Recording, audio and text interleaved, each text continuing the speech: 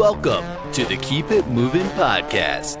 From an aimless kid to a Navy veteran traveling the world, join Andy and his guest in discussing the before, the during, and the after of military life and more.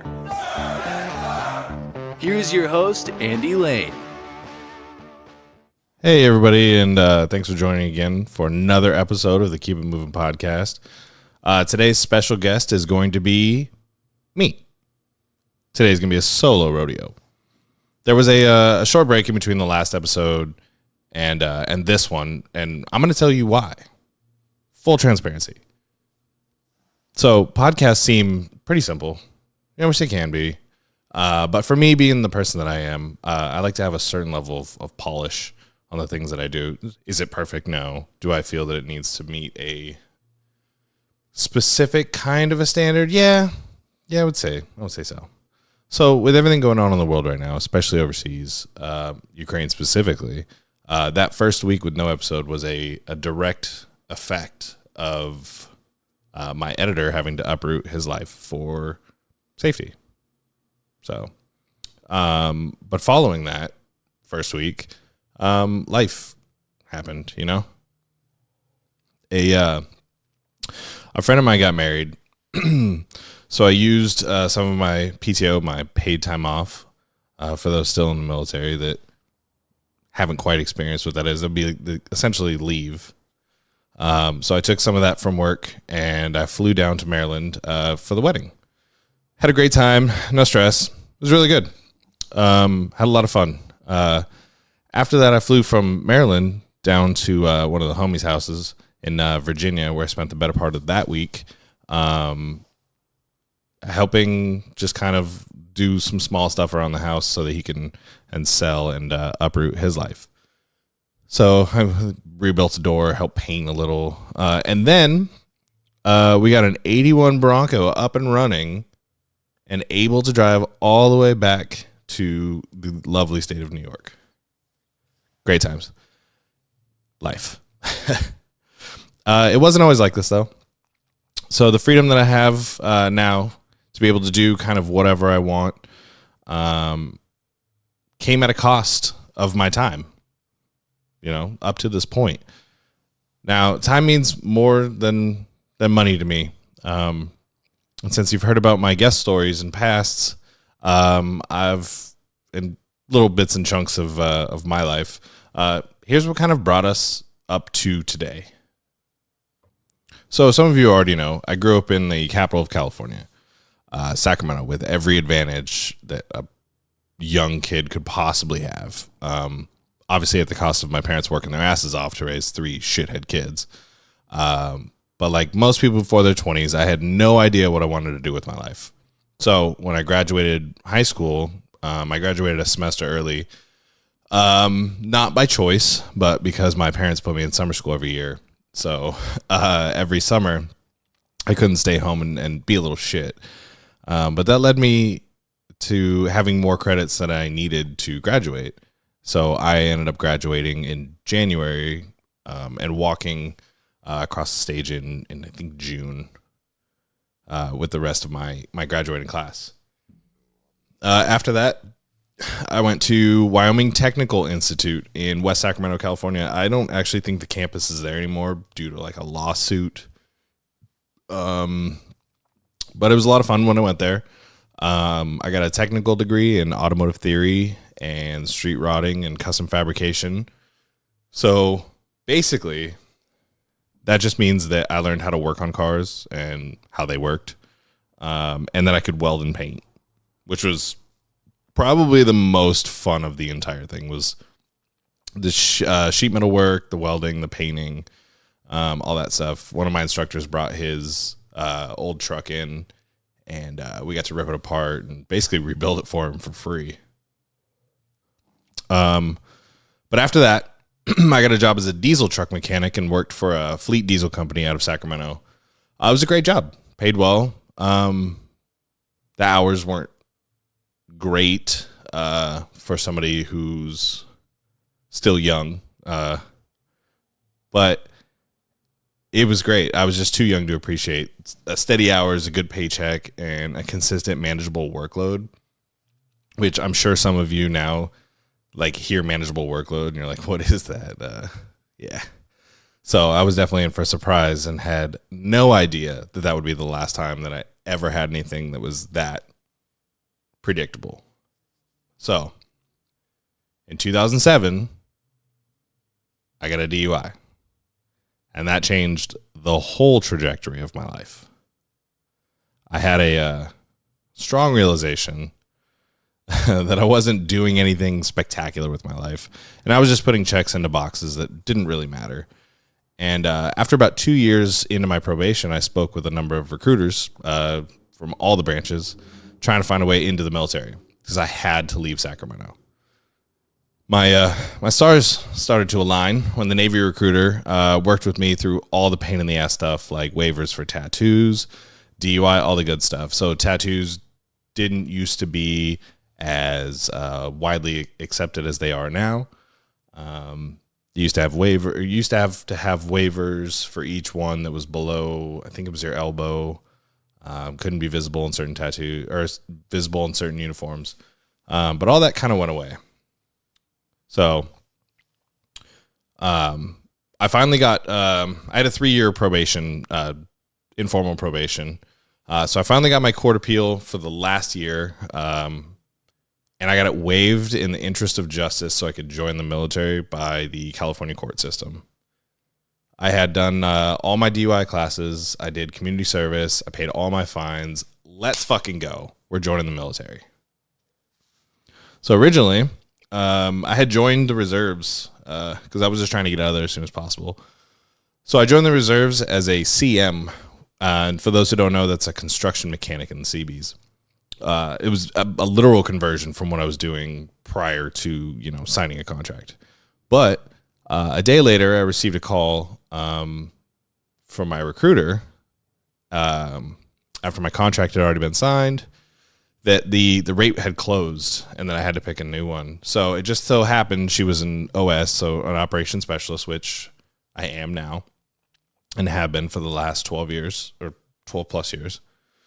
So naturally she said, "You like working in air conditioning, right?" I said, "Yep." She said, "All right.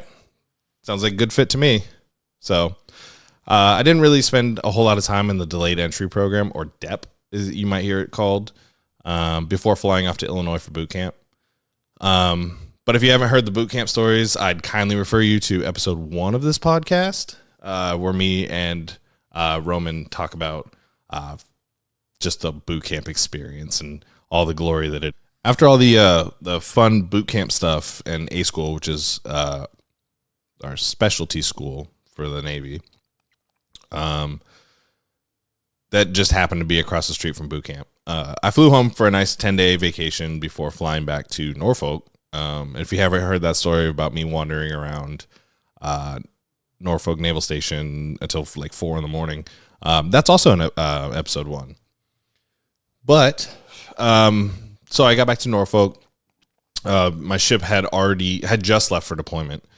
So I stayed at TPU, which is Transient Personnel Unit. But while I was there, I worked with the on-base fire department to help service their trucks.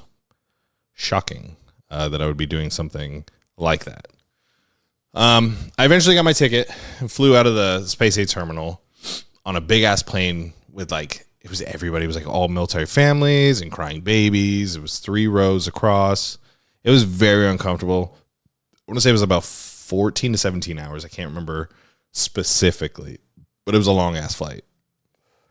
So we flew from Norfolk to NSA Bahrain, but we stopped in Rota, Sigonella, and the Azores on the way. Once we landed in Bahrain, we were assigned hotel rooms for about $10 a day. They had a bed, a TV, and some cold ass AC to the point where you almost wanted to turn it down until you stepped outside and realized how actually hot it was.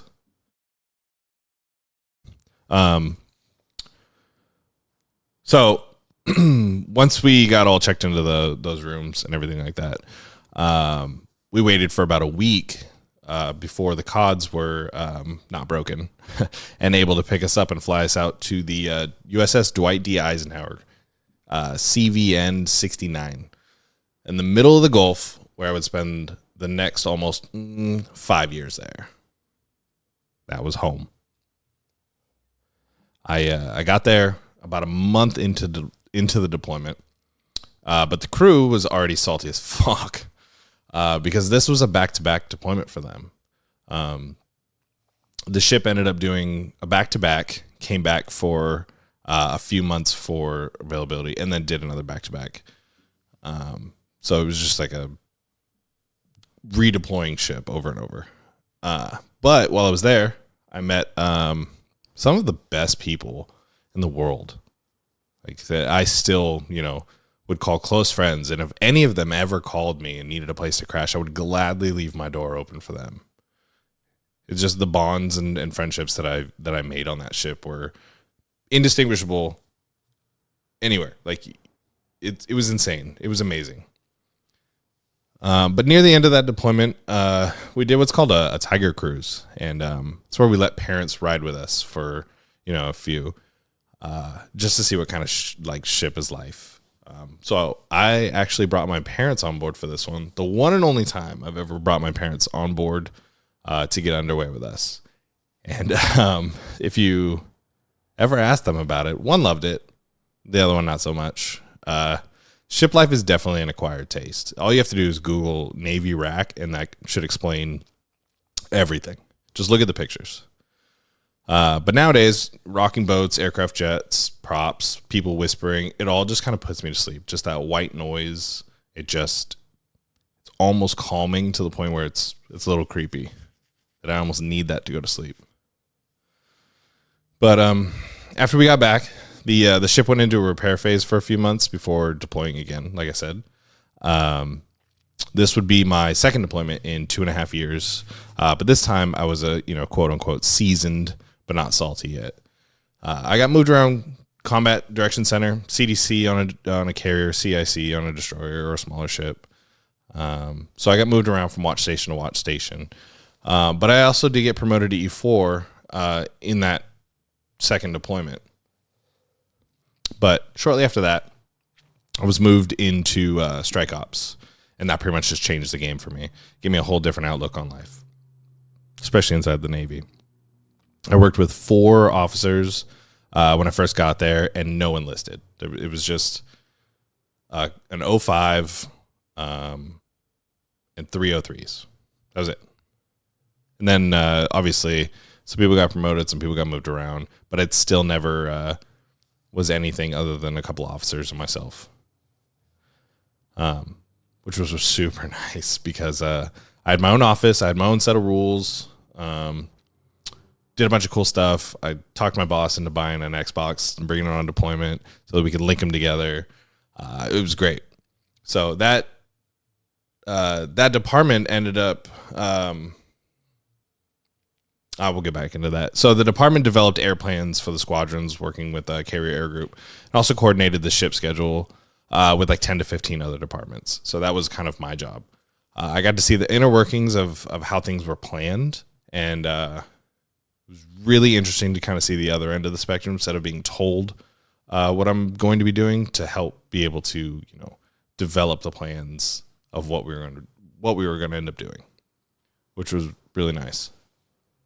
While I was there, I qualified enlisted surface warfare specialist, and then right after, I got my aviation warfare specialist. Since I didn't have too many distractions, it made it really simple to sit down and study for it. I also made E5 while I was in that division. But after the 2012 deployment, we came back for 2 months, right around the holiday season, I want to say, before redeploying in 2013. So when we redeployed, I became the leading petty officer for operations admin, as well as strike ops after they kind of got merged together. And this is where John and Ralph come in, Q episode 3. If you haven't listened to that, definitely go listen to their stories. They're amazing. During the 2013 deployment, I met my son's mom. She worked in a completely different department before people start speculating in opinion forming. Neither of us worked for each other. We just kind of passed each other. We didn't start dating though until after we had gotten back, like later that year. The ship went into a really long yard period, which is just like a repair, fix, add, whatever you want to call it. When we all came back from that deployment, and I was set to transfer before it deployed again, so that was probably going to be my last deployment. So I did 3 deployments on that first ship, and then right before I was going to transfer, not right before, but soon before I transferred, I found out that my son's mom was pregnant with my son, and after I had received orders to Hawaii to another ship. Which I was due to go to a shore command, but due to the amazing detailing in the Navy, and I applied for orders for about 6 months, and then I got selected for another ship somehow. But this time it was a destroyer out of Pearl Harbor, USS Preble DDG-88. So we got married in 2014. We co-located in Hawaii at 2 different bases, pretty far apart on the island. Like for an island, they were still pretty far apart, but she had a much nicer drive. We ended up living in Pearl, but she worked in K-Bay. Before we both ended up on the island, she was stationed at a squadron in Norfolk while I was in Hawaii trying to kind of get a place for us and get settled so that they could, have an easy move out there. But during the command Christmas party, I got a call on the phone from her friend, and all I could hear was my son crying in the background.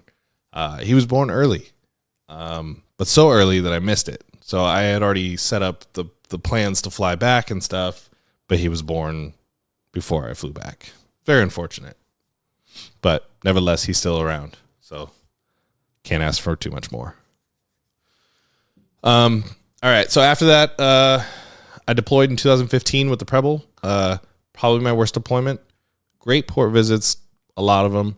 Definitely my worst ship. Yeah, but this time I had a wife and a 2-month-old before I left, so that made the deployment infinitely harder. For those of you parents who've deployed, you already know. So this is my 4th deployment in under 6 years. I think it was like 5.5 years. So 4 deployments, 5.5 years. Hawaii itself is a great place, but for me it was a disaster. I ended up leaving the island after a full tour in Hawaii, but a split tour between Preble and Midpack. So I was at Midpack for about a year right before I transferred. And I left with a huge disdain for the Navy at that point. It was just a really bad experience, and I feel that a lot of situations there could have been handled better, but they weren't. And so my family and I left the island with not the best outlook on the Navy. But let's not take away from the nice, amazing, fantastic people I met. Walker Jolene, Austin Cheyenne, Amber, Jasmine. I see you all thriving. I'm loving every minute of it. You guys deserve everything that you have ever worked for. But after that, so I came back stateside, and I was denied orders to RTC to push boots at boot camp. I was told my tattoo collection had become too extensive at that point, and so I was then selected for orders to the Naval Academy as an instructor.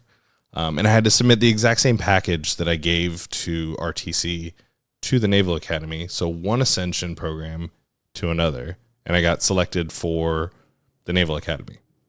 Not really too sure on the understanding on how that happened, but I'm not mad about it. So the Naval Academy.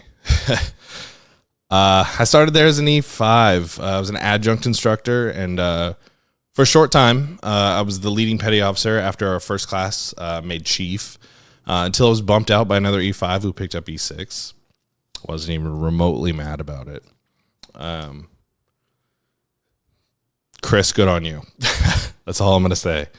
So during COVID, I was in TAPS class. I was told that I'd be picking up my own advanced navigation classes in E5. So I would have been the first junior enlisted in the history of the Naval Academy to teach NN 310. Y'all can fact check me on that, but it's true. So the Naval Academy was the most rewarding experience I've ever had in the entire Navy. I put everything I had into it, teaching everything. So after that semester ended, I had already decided that I would get out of active duty at my 12-year mark. I was just going to finish out the reserves for my last 8 years up in New York so I could be closer to my son, because at this point, my son's mom had moved up to New York to finish her master's degree at Long Island University Post, which is a great school, and I don't blame her for any of that. So she was finishing her master's degree in her field, and then so we had divorced by this point. So I was driving up there every weekend to New York to spend time with my son, and so I just kind of made the decision that I would just move up to New York, and now here we are. Interesting transition though between getting out and staying in. So, July of 2021, about 6 months before my EAOS, my end of contract, 8 years after I had made E5, I finally did it at 2.7% advancement rate after you take all the maps out. I fucking did it. I made E6. I did it. That was the one goal that I had set for myself joining the military, was that I would make E6 before I either got out of active duty or got out or whatever I was doing. And I did it. So my choice was already made anyway. Luckily, I got paid for E6 3 days before my end of contract. So I left active duty and joined the reserves as an actual paid E6 and not frocked. So all my paperwork is correct. That was the biggest thing, because I didn't want to have to go back and argue about, I made it, but I was frocked, X, Y, and Z. But the Naval Academy was the best command. It was definitely the most rewarding. It was good because when it was good, it was good. When it was bad, it sucked, but then you had to remember, I'm not on a ship. I get to go home every night. I get to sleep in my own bed. And I get to show up to work for a few hours a day. I get to hang out with people. I get to teach. The weather in Annapolis is kind of similar to New York, but it's not a terrible area, and you're not too far from DC or any of the other stuff around. It was great. So I met Austin and Cassie when I worked in Annapolis. Austin and I worked together. We both were instructors at the academy. He met Cassie sometime into his tour, and she would come into work every now and then and hang out. But then we also got to hang out through some like random events and like 4th of July and Oktoberfest, and got a chance to get her to know her a little bit more. Which brings us to now. Their wedding was amazing. Wonderful time. It was easy, no stress. It was just a great time. A lot of fun. Can't really say too much more about it because it's just, you kind of had to be there for all of it. We also got the Bronco. So the 81 Bronco. It's given me something that I can fill my time with and my hobbies, because I like cars, obviously. But it also gives me something that I can work on with my son. And that, to me, is worth whatever. So it's just a new adventure, and I will forever be able to take these experiences, because he's already hung out in the Bronco, and he's like, Dad, I love it, so it makes it easier to want to do things like that when he's interested with it. So John, thank you very, very much. So on that, so nobody can tell you how your career will go. No one. No one has that length of foresight. No one can explain to you the really, really high ups and the really low lows of working where you live. So you go to work, you get off work, you go to your rack. You live on a ship, you can't go anywhere until you pull into port, but you still can't go anywhere. The friends you make and choose to keep are what makes a shitty command worth being there. I can't stress that enough. You have to build a bond with someone or other people. Otherwise, you will be miserable no matter what command you are at. And nobody can tell you what to do when you're alone, truly alone. I can only suggest finding a hobby you enjoy or multiple ones because the military is a very lonely place.